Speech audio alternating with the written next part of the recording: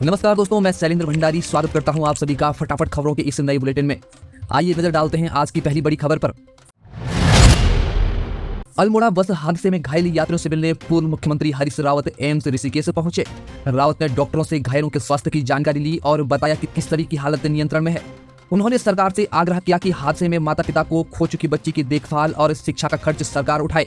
हादसे से राज्य में शोक का माहौल है और सभी लोग घायलों की शीघ्र स्वास्थ्य लाभ की प्रार्थना कर रहे हैं। अल्मोड़ा के मरचुला में बस हादसे के बाद मुख्यमंत्री पुष्कर सिंह धामी ने उत्तराखंड राज्य स्थापना दिवस के कार्यक्रमों को सादगी से मनाने की घोषणा की है। 8 नवंबर को आयोजित होने वाले सभी सांस्कृतिक कार्यक्रम रद्द कर दिए गए हैं और अब सेवा और स्वच्छता जैसे कार्यों पर ध्यान दिया जाएगा। धामी ने कहा कि हादसे ने राज्य को गहरे दुख में डुबो दिया है, इसलिए सांस्कृतिक कार्यक्रमों से दूरी बनाकर सभी कार्यक्रम सादगी से आयोजित किए जाएंगे।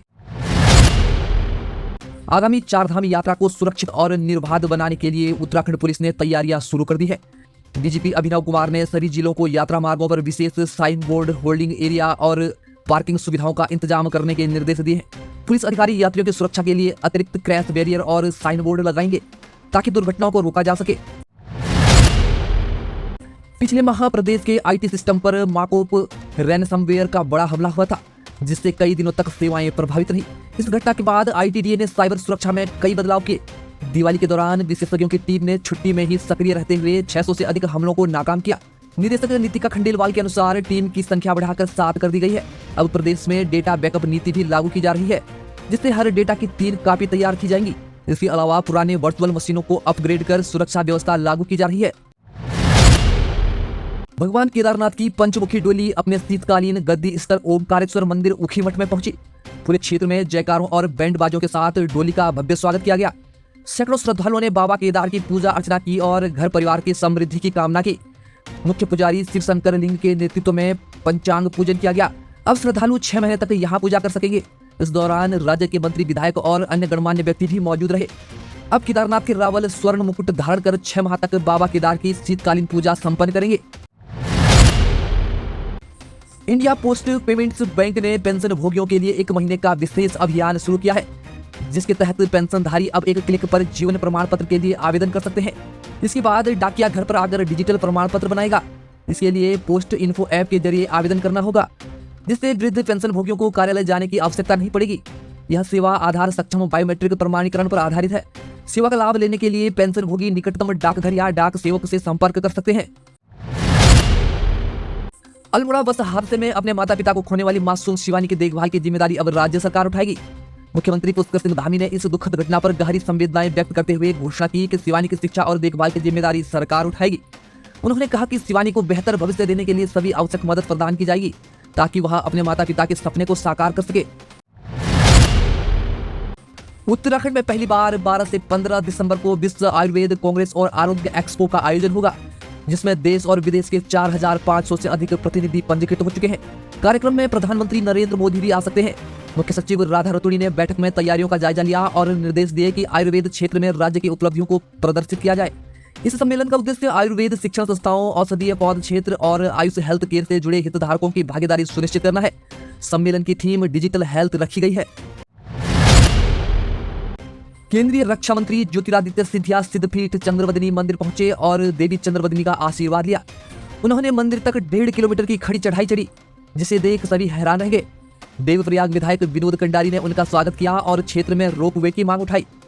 मंदिर से हिमालय की सुंदर श्रृंखला के दृश्य का आनंद लेते हुए सिंधिया ने श्रद्धालुओं की कनेक्टिविटी समस्याओं पर भी ध्यान दिया और मोबाइल टावर लगाने का आश्वासन दिया।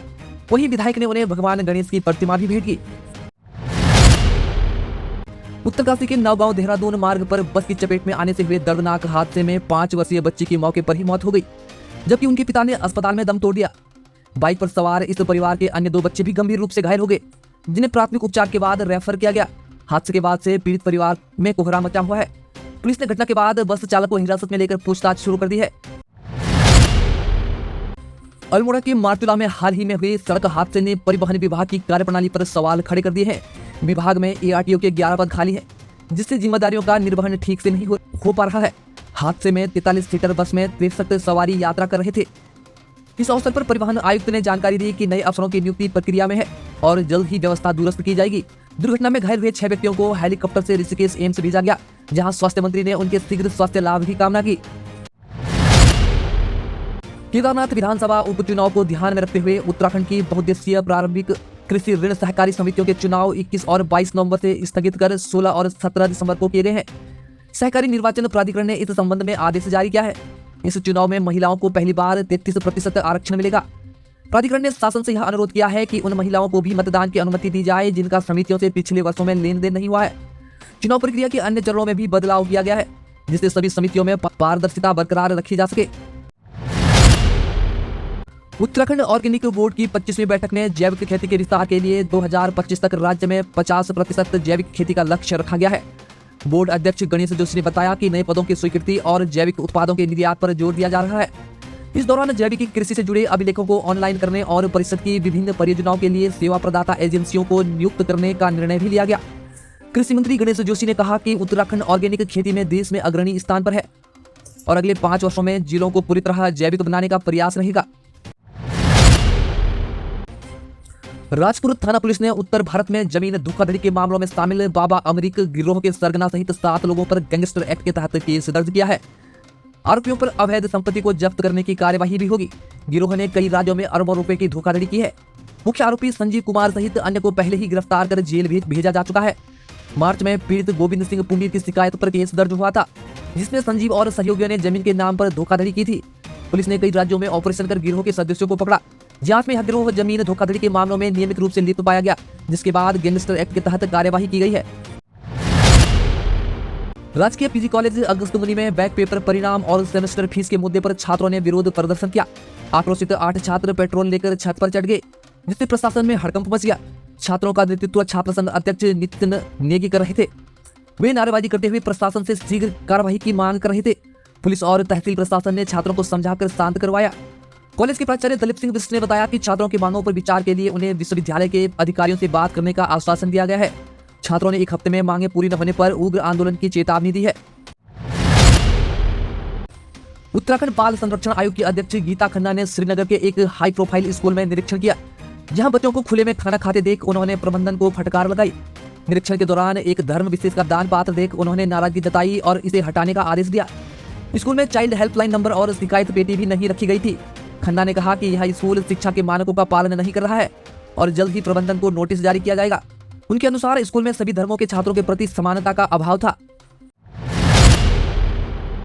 अल्मोड़ा के सल्ट क्षेत्र में हुए भीषण बस हादसे में घायल 11 मरीजों का एम्स ऋषिकेश में इलाज जारी है। घायलों में 3 वर्षीय शिवानी रावत भी शामिल है जिसने हादसे में अपने माता पिता दोनों को खो दिया है। एम्स प्रशासन के अनुसार मरीजों की हालत गंभीर है। मुख्यमंत्री पुष्कर सिंह धामी ने निर्देश दिए कि घायलों का इलाज निःशुल्क किया जाएगा। हादसे के कारणों की जांच का आदेश दिया गया है। वहीं मृतक के परिजनों को 4 लाख और घायलों को 1-1 लाख रुपए के मुआवजे की घोषणा भी की गई। उत्तराखंड के उपनल कर्मियों ने नियमितीकरण की मांग पर अब आर पार की लड़ाई का ऐलान किया है। 11 नवंबर को महारैली कर सचिवालय कूच का निर्णय लिया गया है। सुप्रीम कोर्ट ने हाल ही में उत्तराखंड हाई कोर्ट के फैसले को बरकरार रखा जिससे उपनल कर्मियों की नियमितीकरण की मांग को समर्थन मिला है, लेकिन सरकार की उदासीनता से कर्मचारी नाराज है। उपनल संयुक्त मोर्चा के संयोजक विनोद गोदियाल ने कहा कि यदि सरकार ने इस मुद्दे पर ठोस कदम नहीं उठाया तो आपातकालीन सेवाएं भी ठप कर दी जाएंगी। अल्मोड़ा बस हादसे में 36 मौतों के बाद उत्तराखंड पुलिस ने प्रदेश में ओवरलोडिंग के खिलाफ अभियान शुरू करने का निर्णय लिया है। ओवरलोडिंग के मामलों में अब ड्राइवर के साथ साथ वाहन मालिक और कंडक्टर पर भी मुकदमा दर्ज होगा। डीजीपी अभिनव कुमार की अध्यक्षता में बैठक के बाद यह निर्णय लिया गया है। 10 नवंबर से सभी जिलों में ओवरलोडिंग, शराब पीकर वाहन चलाने वालों और डग्गामार वाहनों के खिलाफ सख्त कदम उठाए जाएंगे। नैनीताल जिले के रामनगर के डिकुली क्षेत्र में जंगल में चारा और लकड़ी लेने गई कौशल्या देवी पर बाघ ने हमला कर दिया जिससे उनकी मौत हो गई। अन्य महिलाओं के साथ जंगल में गई कौशल्या को बाघ ने झपट्टा मारकर जंगल में घसीट लिया। महिलाओं ने शोर मचाकर मदद की कोशिश की लेकिन बाघ उन्हें जंगल में ले गया। सूचना पाकर वन विभाग और ग्रामीणों ने हवाई फायरिंग कर खोजबीन की और कौशल्या देवी का शव क्षत विक्षत अवस्था में मिला। कार्बेट टाइगर रिजर्व के अधिकारियों ने ग्रामीणों से जंगल में अनावश्यक न जाने की अपील की और बाघ पर निगरानी के लिए कैमरा ट्रैप और गश्त बढ़ा दी। टनकपुर में मधुमक्खियों का आतंक बढ़ता जा रहा है। बस स्टेशन के पास रेलवे क्रॉसिंग पर मधुमक्खियों ने 5 लोगों पर हमला किया जिनका उपचार उप जिला अस्पताल में किया गया। पिछले 10 दिनों में मधुमक्खियों ने 4 अलग अलग घटनाओं में 24 लोगों को घायल कर दिया। बताया गया कि शहद खाने के लिए बाज मधुमक्खियों के छतों पर चोंच मारते हैं जिससे वे आक्रामक हो जाती है। शारदा रेंज के वन अधिकारी ने जानकारी दी कि मधुमक्खियों के हमलों से बचाव के लिए वन विभाग ने सावधानियां बरतनी शुरू कर दी हैं। Air India air transport services limited ने deputy terminal manager, duty officer और जूनियर ऑफिसर टेक्निकल सहित कई पदों पर भर्ती के लिए अधिसूचना जारी की है। इस भर्ती में कुल 107 पद है, जिन पर आवेदन की अंतिम तिथि 14 नवंबर 2024 है। उम्मीदवारों को संबंधित पदों के अनुसार 10वीं, डिप्लोमा, स्नातक या MBA जैसी योग्यताओं की आवश्यकता होगी। SC/ST उम्मीदवारों को कोई आवेदन शुल्क नहीं देना होगा, जबकि अन्य को 500 रुपए का शुल्क देना होगा। चयन इंटरव्यू के आधार पर किया जाएगा और सफल उम्मीदवारों की नियुक्ति पंजाब में होगी। Railway recruitment cell RRC Prayagraj ने स्काउट्स और गाइड्स कोटा के तहत ग्रुप डी के पदों की भर्ती निकाली है। इच्छुक उम्मीदवार 30 नवंबर 2024 तक आधिकारिक वेबसाइट पर आवेदन कर सकते हैं। ग्रुप सी और ग्रुप डी के लिए क्रमशः 2 और 6 पद हैं। इन पदों के लिए न्यूनतम योग्यता 10वीं और अप्रेंटिस कोर्स है। सामान्य वर्ग के उम्मीदवारों को 500 रुपए आवेदन शुल्क देना होगा, जबकि आरक्षित वर्ग के उम्मीदवारों के लिए 250 रुपए शुल्क है, जो परीक्षा में शामिल होने पर वापस किया जाएगा। तो प्यारे दर्शकों, ये थी आज की प्रमुख खबरें। आपको इनमें से कौन सी खबर सबसे महत्वपूर्ण लगी, हमें कमेंट में जरूर बताएं। और यदि आपने अभी तक इस चैनल को सब्सक्राइब नहीं किया है तो चैनल को सब्सक्राइब करें, वीडियो को लाइक करें और अपने दोस्तों के साथ शेयर भी करें। नमस्कार।